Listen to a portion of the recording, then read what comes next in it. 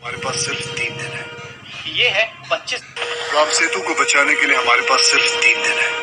ये है 25 अक्टूबर को रिलीज होने वाली अक्षय कुमार की नई फिल्म राम सेतु का प्लॉट, जिसके चलते रामायण का सबसे बड़ा साक्ष्य राम सेतु एक बार फिर सुर्खियों में है।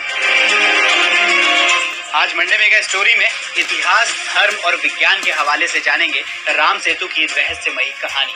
राम सेतु के बारे में 3 दावे काफी चर्चित हैं। हिंदुओं का मानना है कि इसे भगवान राम ने बनाया था, वहीं मुस्लिम मानते हैं कि ये आदम का बनाया हुआ ब्रिज है, और साइंटिफिक कम्युनिटी के मुताबिक टेक्टोनिक मूवमेंट की वजह से यहाँ समुद्र उथला हो गया है, जो एक ब्रिज की तरह दिखता है। सबसे पहले बात उस हिंदू धर्म ग्रंथ की जहाँ से इस कहानी की शुरुआत हुई।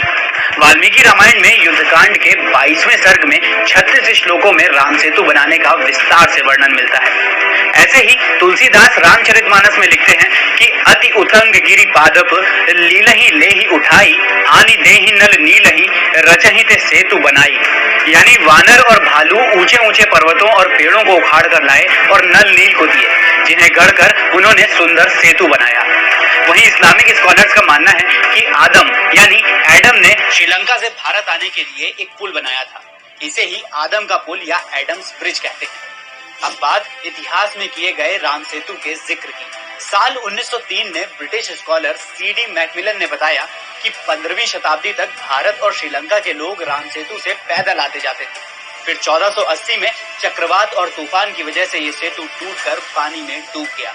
साइंटिफिक पॉइंट ऑफ व्यू से देखें तो राम सेतु प्राकृतिक है या मैन मेड, और ये बना कैसे, इस पर काफी रिसर्च की गई, जिनसे 3 थ्योरीज सामने आई। पहली, प्लेट टेक्टोनिक्स थ्योरी।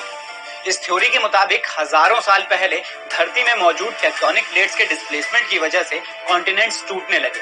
भारत और श्रीलंका वाला हिस्सा टूटकर एक दूसरे के 45 डिग्री एंगल पर एंटी क्लॉकवाइज डायरेक्शन में रुक गया, जिससे धरती की सतह पर उभार आया और ब्रिज नुमा स्ट्रक्चर दिखने लगा। दूसरी थ्योरी है कोरल रीफ्स थ्योरी।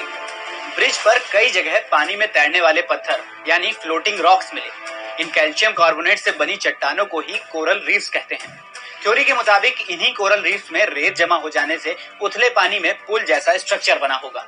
और तीसरी और आखिरी थ्योरी है लॉन्ग शोर करंट और ड्रिफ्ट। राम सेतु के एक तरफ गल्फ ऑफ मन्नार है और दूसरी तरफ पाक बे। दोनों तरफ से आने वाली लहरें अपने साथ कुछ रेत भी ले आती हैं।